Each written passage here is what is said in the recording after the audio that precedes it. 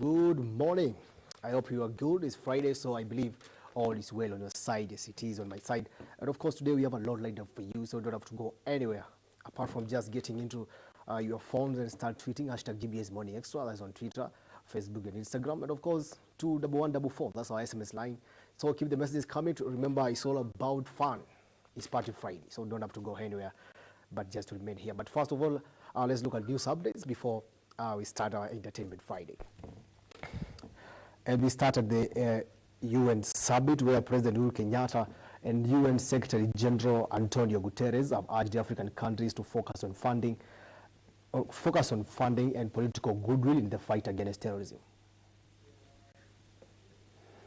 The African Regional High-Level Conference is ongoing in Nairobi with the focus of the meeting catering on tackling the growing threat of radicalization and extremist activities. President Uhuru Kenyatta, in his opening statement, applauded the efforts expressed by other leaders led by the United Nations Secretary General Antonio Guterres and Moussa Faki, the chairman of the African Union. I wish to take this opportunity to thank you, Secretary General Guterres, for co-chairing this conference with us. Your presence here is a very clear signal of the high priority that you personally, and indeed the entire United Nations family, places on this agenda. I also wish to thank His Excellency Moussa Faki, Chairman of the African Union Commission, for also being here. UN Secretary General Antonio Guterres hailed the women in Africa who are taking it upon themselves to fight against exclusion, among other forms of discrimination, to engage the publics and make gains for a better society. We have with us women from Kenya, Mali, Nigeria, Tunisia, and elsewhere. All over the continent, women are taking matters into their own hands, engaging with local leaders, mayors, young people, children, and their fellow men, to fight against exclusion, marginalization, inequality, and abuse, the conditions that led many to radicalization and conflict. Uhuru further praised the heroes who put their lives at risk in making sure that lives are protected and secure despite endangering their own lives. I ask you today to join me in applauding all those who put their lives at risk every day to combat tourism and keep our lives and freedoms secure, and also to all those who are brave and outspoken champions against radicalization and extremism, piercing hearts with truth despite the dangers to themselves and their loved ones. The Secretary General expressed his belief that it is the UN obligation to raise awareness in the international community, to make the international community understand that to prevent violent extremists in Africa and to fight effectively terrorism in Africa is not only a matter of interest for the Africans, it's a matter of global security. Esther Withera, GBS Morning Extra.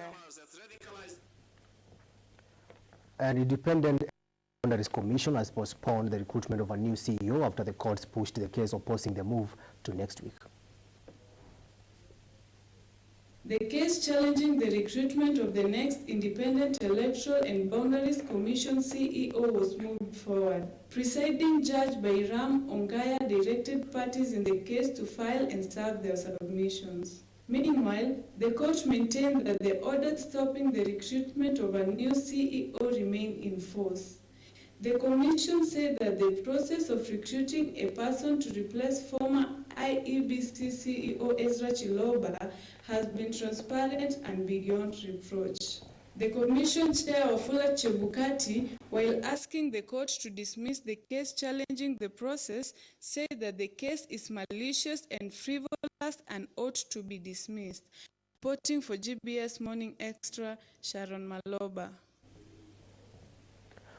Thank you so much, Sharon, for that report. And now to Campbell County. The Kiambu Governor, Ferdinand Waititu, has moved to court to stop EACC from probing him further and also request the court to order the body to return his papers that they took from his house. Kiambu Governor Ferdinand Waititu wants the Ethics and Anti-Corruption Commission stopped from investigating him pending hearing and determination of a case he has filed. Waititu also wants the court to order ACC to return documents including checkbooks, logbooks, title documents, and other items including materials, equipment, and various articles seized. He claims that unless the court intervenes, he is hastening that the said orders are at risk to further abuse by EACC to his harm. The governor says that the search warrants given to the EACC to search his homes are illegal, adding that the offenses and crimes were not exclusive in the warrants. And now to food matters, and over 2 million Kenyans face nutrition catastrophe after the food prices hiked and are expected to go higher from now. The number of people staring at food crisis is likely to hit 2 million this month amidst reports that the country is set out of maize stock. This is an increase from 1.6 million people in May, according to a report by the National Drought Management Authority. The agency said that it has dispatched officers to arid and semi-arid areas to collect data on the affected families in an effort for the government to take emergency interventions. The report also adds that more households now face stressed acute food insecurity levels, and in the pastoral northwest, more households are in both crisis and emergency food insecurity phase. Below normal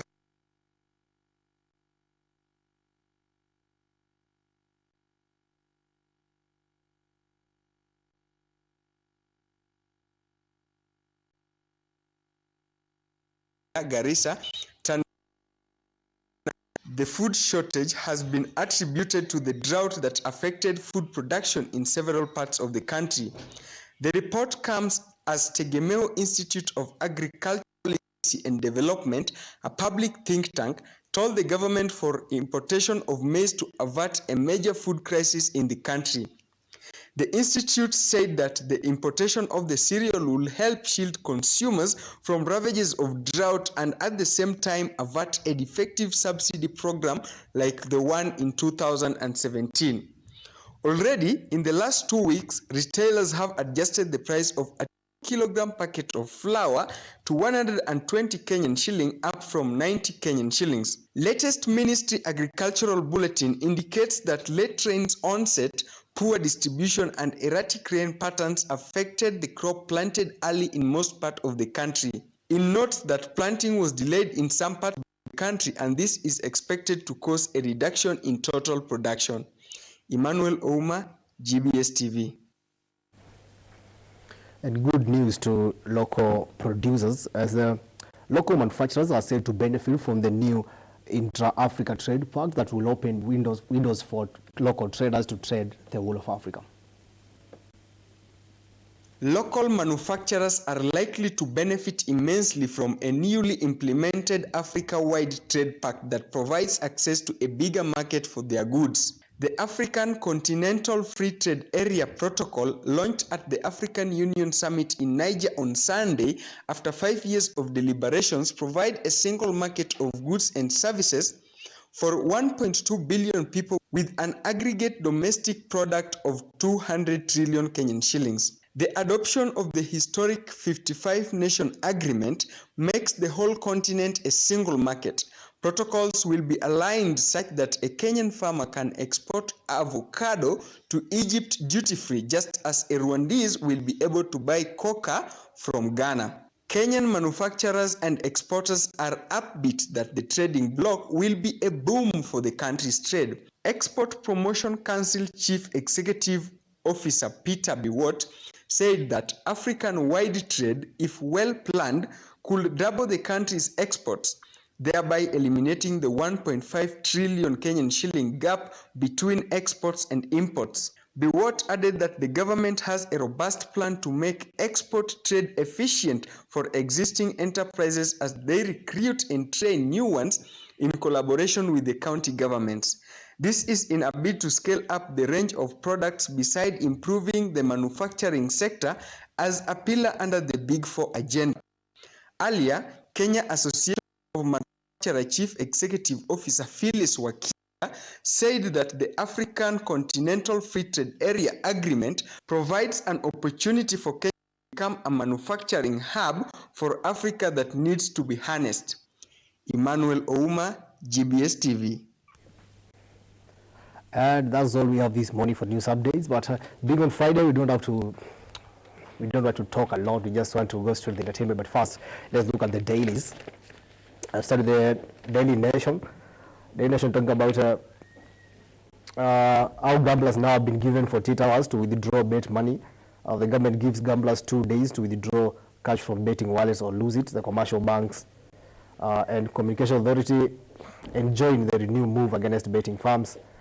And farms protest the shock move. And of course, this has been going on the whole of this week, betting companies fighting back the government in the new crackdown, where the state agencies have denied to renew majority of the company's licenses. And now Mudaura Bag's power sharing deal, former head of civil service in Kibaki administration, falls the current winner takes all political arrangement. Of course, let's look at the Star. The Star talking about the same Mudaura proposal. Poll losers should get Prime Minister position, says Francis Mudaura, ex-civil service boss, and Uhuru Confident argues that having the runners-up in government will ensure stability and cohesion. And Treasury will lose 15 billion in betting taxes. The Treasury is likely to lose over 15 billion in tax annuity if government pursues its effective closure of the Kenyan betting farms. And of course, Kiunjuri case a clash over maize importation plan. Agriculture CS Magi Kiunjuri yesterday warned the Strategic Food Reserve Board chairman now a case against making statements on planned maize imports. Kiunjuri said that only the ministry is mandated to comment on issues concerning food in the country. In the back page, it's all about KPL in panic. This league management body worried after threat to betting firms. This is concerning what the betting firms are doing. The crackdown that is going on betting firms. Remember, betting firms are the official sponsors of the Kenya Premier League, and of course, some of the top clubs, that's Gor Mahia and FC Leopards. The Standard Court strikes a big blow to Gradwell in a decision likely to affect future investigations. Court of Appeal rules that detectives cannot access bank account details or raid suspects' residence without informing them first. And they also focused on the rift in government over maize imports. Agriculture Minister tells of Strategic Food Reserve Trust Fund boss who alleges scheme by cartels to reap from import window. And of course, the DPP approves graft charges against Kiambu Governor Francis Waititu, who is facing charges against irregular procurement, fraudulent acquisition of public funds and money laundering in Campbell County.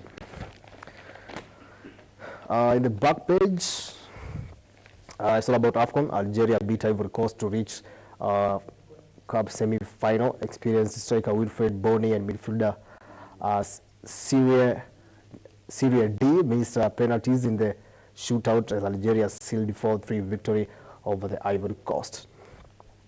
And then our Super Eagles coach Rowe criticizes VAR delay.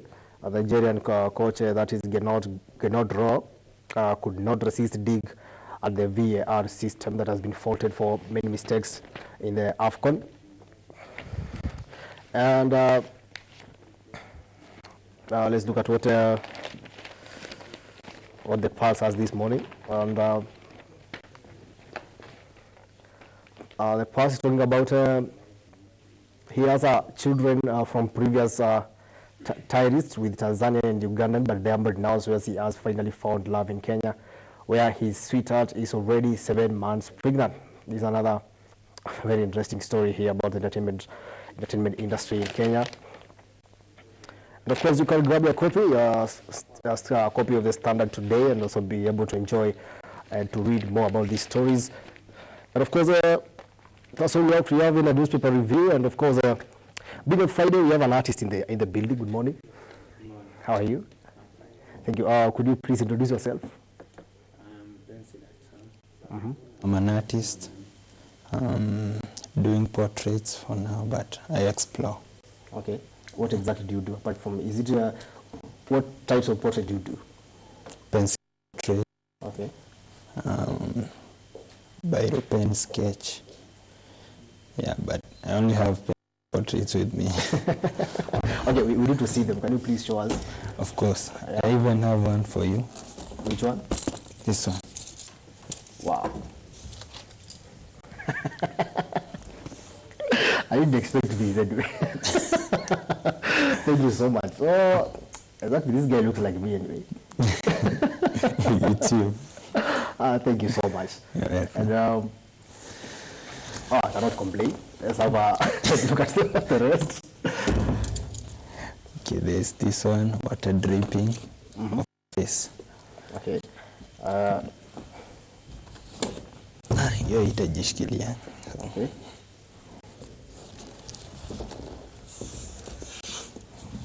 So how do you draw them? You just Yeah, like it's a talent, a skill. So you went somewhere trained or what? Or you just No, I was born with it. Like my mom discovered it when I was very young. okay. So they have been very supportive, my family. So yeah, it's a skill. Like So when did you start drawing? Or when did you realize you can draw such magnificent pictures? I started when I was, before I even joined class 1, very young age, but professionally 2017. Okay. Yeah. So, and I'm shocked because I didn't expect this. So that's the reason maybe why the questions are disappearing. But anyway, how is this art industry in Kenya in general? How do you find it? Most Kenyans are starting to understand that and appreciate it, but we are still young in appreciating the work of art. Yeah. Okay. And you started in 2017, right? Yeah, professionally. Professionally. And do you have a team or you just work alone? I work alone. Okay. Yeah. You had any plans maybe to I also train. start a team, maybe to train and also Yeah, I train some people. Okay. Yeah, and maybe I can build a team with them in future. Okay. Yeah. And when you are starting up, did you find anyone who can mentor you or maybe show you the way, or you just maneuvered? Uliamua tu kujipambana na hali yako peke yako? Okay, me is self-taught, so but there's this one guy I like recognizing because nilimsumbua. They know pencils. Like he's the one who showed me all these pencils and stuff. But about drawing, I'm a self-taught. Okay. Yeah. That's good. And so you can draw, unaweza draw picha ya mtu yote? Anyone, as long as the picture is clear. So you can draw. Yeah. So this is more of a talent or more of a calling, to say? I'm addicted to art. I can say both because it's a talent. Not everyone can draw. And for me, it's like a calling. It's so in me. So you are living from this? Yeah. Full time? Full time. Though I'm exploring other types of art like customizing shoes, clothes, paintings, tattoos. But this is like my life. Okay. Yeah. So this industry pays? That's what you're trying to say? It's speaking. So do you go to the expos or these artistic expos? Do you attend them, and maybe what have you learned from them if you have done so? I haven't attended any to display my work, maybe just to view. Ulikuwa unajishuku ama? Juni venye tu nimekuambia, we are young at appreciating art, so ni ngumu hata mtu akwambie like come with your work. You'll just find a poster like there's an exhibition. You go there and find those guys who has been here for like 10 years and stuff. Okay. Yeah.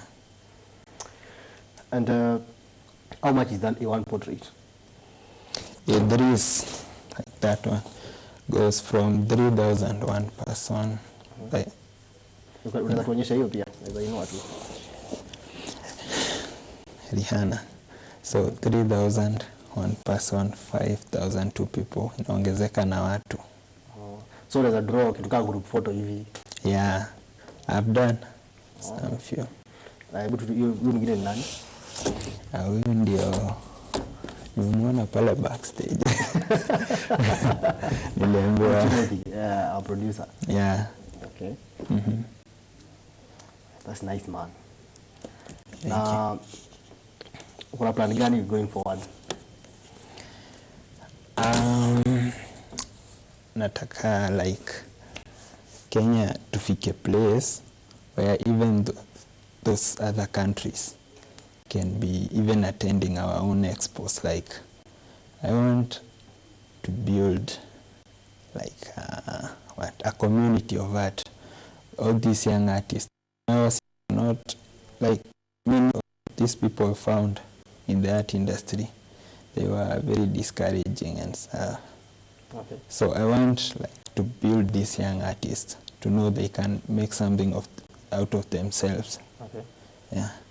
And have you thought of maybe collaborating with the other guys in the industry? Now umeongea na Sam one kama you can collaborate maybe, you know, mkiwa community inakuwa rahisi kupush such an agenda kuliko ukiwa peke yako. Like I have a group. Pia wengi make friends, so making like an art.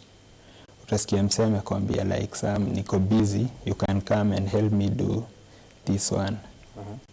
So tunasema tuna interact now as I grow. Okay. Yeah. Na uko based wapi? Where do you work from? Home to sai. Yeah, but nazi exhibition yangu ni like online. Okay. Online unajitaji? Kuna group online?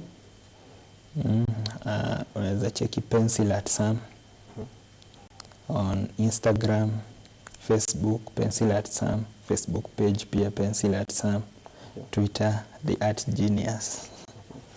Yeah. So unaweza rudia, unaweza angalia kamera, I don't know which one. Angalia hii. Unaweza rudia tu so that msaki kufollow. Okay.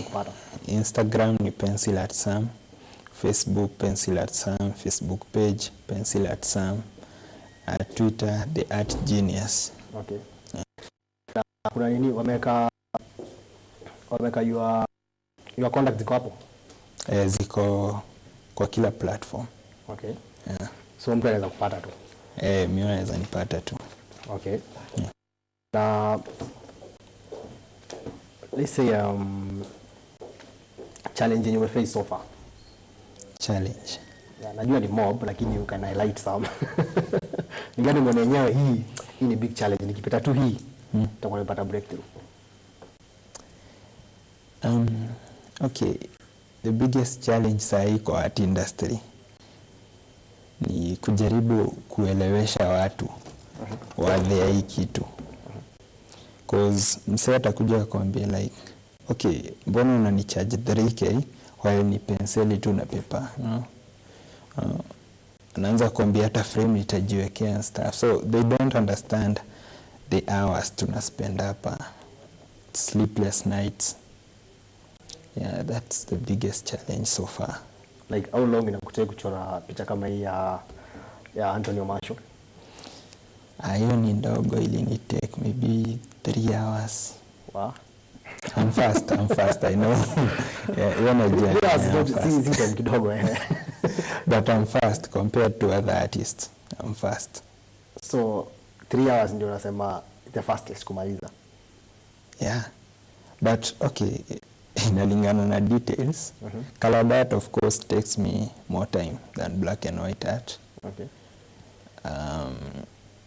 Nimewaifanya art that size, black and white, within an hour. No one's believe it como artist, but it really happened. I cannot imagine. Mimi hata kuchora gari ni shida. But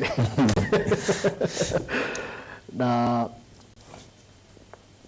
to make these people understand, umejaribu kutake any efforts maybe Kutake kuensure watu wana understand, like customers understand, because unajua most people prefer either anapiga sababu ya either in the photo shoot instead of art. kuja hapa art.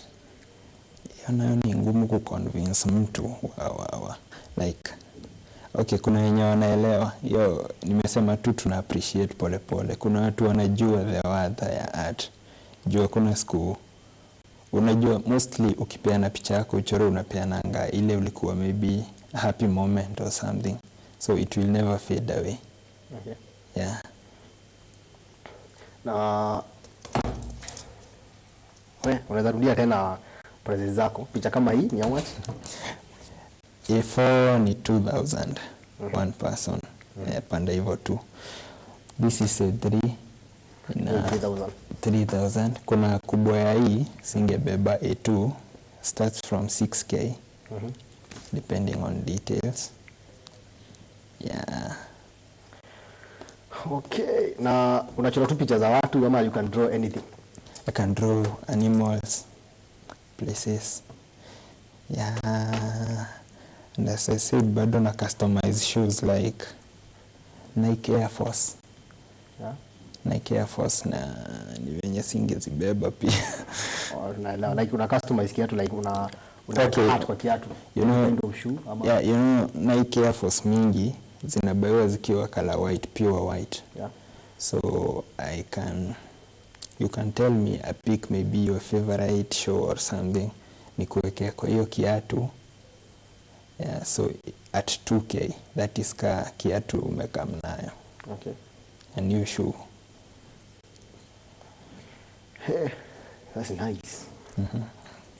Na umesema una plan kunda group ama the group is already there? It's there na wa grow sasa. Okay. Yeah. Na is it not a challenge kufanya kazi nyumbani na unasema uko na that group? Ama una plan kufungua ofisi maybe? In future, hizo ni future plans. Sai for now ni ngumu hata kulipia hiyo rent ya ofisi juu unajua ina pick pole pole pia. Yeah.